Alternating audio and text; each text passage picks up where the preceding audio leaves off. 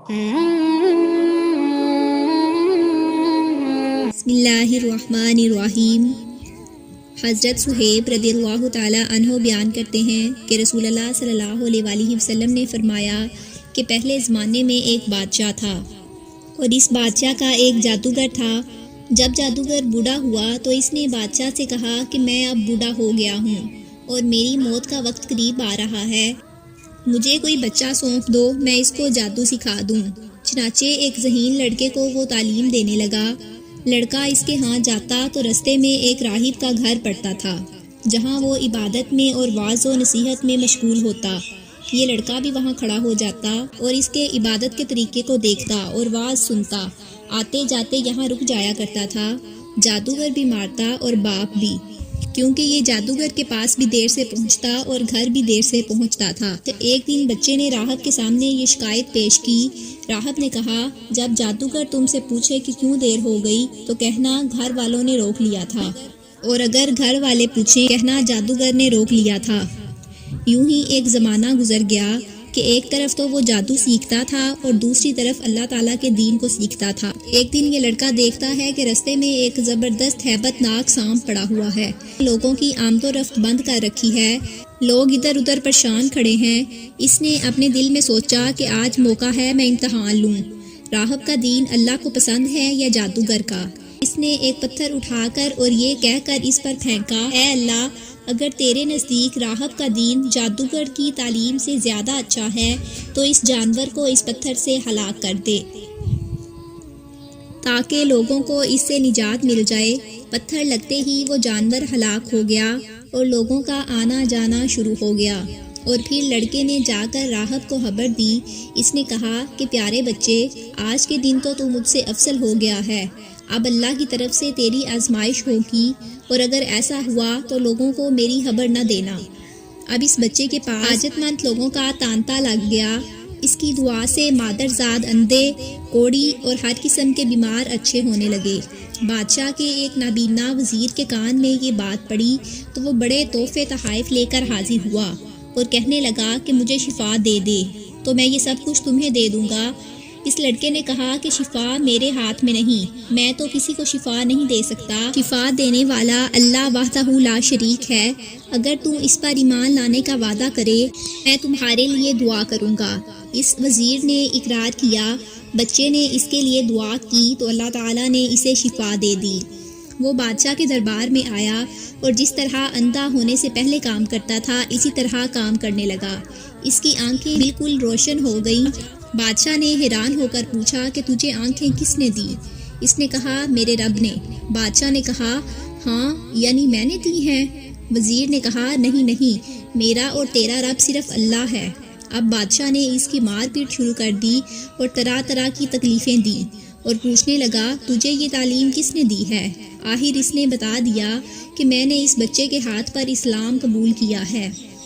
بادشاہ نے اسے بلایا اور کہا کہ اب تم جادو میں کامل ہو گئے ہو، اندھے اور بیماروں کو تندرست کرنے لگے ہو۔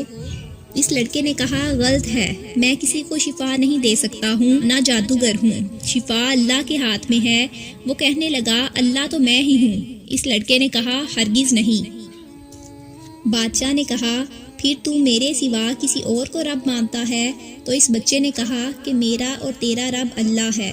اس نے اب اس بچے کو طرح طرح کی سزائیں دینا شروع کر دیں، یہاں تک کہ راہب کا پتہ لگا لیا اور راہب کو بلا کر کہا کہ وہ اسلام کو چھوڑ دے۔ اس نے انکار کیا تو بادشاہ نے اسے آرے سے چڑوا دیا۔ پھر اس بچے سے کہا کہ تم بھی دین اسلام سے پھر جا، تو اس نے بھی انکار کر دیا۔ تو بادشاہ نے اپنے سپاہیوں کو حکم دیا کہ اسے فلاں پہاڑ کی چوٹی پر لے جاؤ، وہاں پہنچ کر اگر یہ دین سے باز آ جائے تو اچھا ہے، ورنہ وہیں سے اسے دھکا دے دینا۔ چنانچہ سپاہی اسے پہاڑ کی چوٹی پر لے گئے۔ جب اسے دھکا دینا چاہا تو اس نے اللہ تعالیٰ سے دعا کی کہ اے اللہ، جس طرح تو چاہے مجھے اس سے نجات دے۔ اس دعا کے ساتھ ہی پہاڑ ہلا اور سب سپاہی پہاڑ سے نیچے گر گئے، صرف وہی بچہ باقی رہ گیا۔ وہاں سے وہ بادشاہ کے پاس گیا۔ بادشاہ نے کہا یہ کیا ہوا؟ میرے سب سپاہی کہاں ہیں؟ بچے نے کہا کہ اللہ تعالیٰ نے مجھے بچا لیا اور تمہارے سب ساتھی ہلاک ہو گئے ہیں۔ بادشاہ نے اپنے دوسرے سپاہیوں کو حکم دیا کہ اسے کشتی میں بٹھا کر لے جاؤ اور سمندر میں پھینک آؤ۔ یہ لوگ اسے لے کر چلے۔ سمندر کے درمیان میں پہنچ کر جب اسے پھینکنا چاہا تو اس نے پھر وہی دعا کی کہ اے اللہ، جس طرح تو چاہے مجھے ان سے بچا۔ دعا کے ساتھ ہی موج اٹھی اور سارے کے سارے سپاہی سمندر میں ڈوب گئے، صرف وہی بچہ باقی رہ گیا۔ پھر وہ بادشاہ کے پاس آیا اور کہنے لگا کہ میرے رب نے مجھے بچا لیا، اور اے بادشاہ، تو چاہے کتنی ہی تدبیریں کر لے تو مجھے ہلاک نہیں کر سکتا۔ صرف ایک صورت ہے جس طرح میں کہوں، اگر تو اس طرح کرے تو میری جان نکل سکتی ہے۔ اس بچے نے کہا کہ تمام لوگوں کو ایک میدان میں اکٹھا کرو اور پھر کھجور کے تنے پر مجھے سولی چڑھا دو اور میرے تیر کو میری کمان پر چڑھاؤ اور یہ کہو کہ اللہ کے نام سے جو اس بچے کا رب ہے، پڑھ کر میری طرف تیر پھینک دو، وہ مجھے لگے گا تو میں مر جاؤں گا۔ بادشاہ نے یہی کیا۔ تیر بچے کی کن پٹی میں لگا۔ اس نے اپنا ہاتھ اس جگہ رکھ لیا۔ چاروں طرف سے یہ آوازیں بلند ہونے لگی کہ ہم اس بچے کے رب پر ایمان لے آئے۔ یہ حال دیکھ کر بادشاہ کے ساتھی بہت گھبرائے اور کہنے لگے، ہم تو اس بچے کی تدبیر سمجھ ہی نہ سکے، دیکھیے اس کا کیا اثر پڑا ہے۔ ہم نے تو اسے اس لیے قتل کیا تھا کہ کہیں اس کا مذہب پھیل نہ جائے، لیکن جو ڈر تھا سامنے آ ہی گیا اور سب مسلمان ہو گئے۔ بادشاہ نے کہا، اچھا یہ کرو کہ تمام محلوں اور رستوں میں خندقیں کھدواؤ، ان میں لکڑیاں اور آگ بھر دو، اور جو اس دین سے پھر جائے اسے چھوڑ دو اور دوسروں کو اس میں پھینک دو۔ تو تمام مسلمانوں نے صبر و شکر اور سہارے کے ساتھ آگ میں جلنا منظور کیا اور اس میں کودنے لگے۔ البتہ ایک عورت جس کی گود میں دودھ پیتا چھوٹا سا بچہ تھا ذرا جھجکی، تو اس بچے کو اللہ تعالیٰ نے بولنے کی طاقت دی، تو اس نے کہا، ماں کیا کر رہی ہے؟ تم تو حق پر ہو، صبر کرو اور اس میں کود پڑو۔ قرآن مجید میں سورۃ البروج کے اندر اللہ رب العزت نے اس واقعے پر روشنی ڈالی ہے۔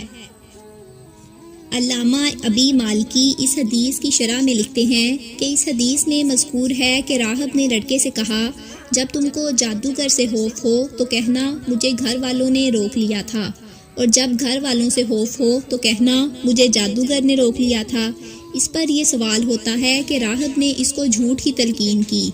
قاضی ایاز نے کہا، اس کا جواب یہ ہے کہ ضرورت کی وجہ سے جھوٹ بولنا جائز ہے، خصوصاً اپنے دین اور ایمان کی حفاظت کے لیے، اور جب کوئی شخص کسی کو دین سے روک رہا ہو تو اس موقع پر بھی جھوٹ بولنا جائز ہے۔ علامہ خطابی نے کہا، اس جواز کی دلیل یہ ہے کہ نبی صلی اللہ علیہ وآلہ وسلم نے راہب اور اس لڑکے کا یہ واقعہ ان کی مدح اور ثنا کے طور پر بیان کیا ہے اور ان کے اس فعل کو مقرر رکھا ہے۔ اگر یہ فعل غلط ہوتا تو نبی صلی اللہ علیہ وآلہ وسلم اس کا غلط ہونا بیان کر دیتے۔ اس حدیث میں ہے کہ لڑکے نے بادشاہ کو یہ بتایا کہ وہ اس کو کس طریقہ سے قتل کر سکتا ہے۔ اس پر یہ اعتراض ہوتا ہے کہ اس لڑکے نے اپنے قتل پر معاونت کی اور یہ جائز نہیں ہے۔ قاضی ایاز نے کہا کہ لڑکے نے یہ رہنمائی اس لیے کی تھی کہ تمام لوگوں میں اللہ پر ایمان لانے کی حقانیت ظاہر ہو جائے اور لوگ اس دلیل کو دیکھ کر اللہ تعالیٰ پر ایمان لے آئیں، اور ایسا ہی ہوا۔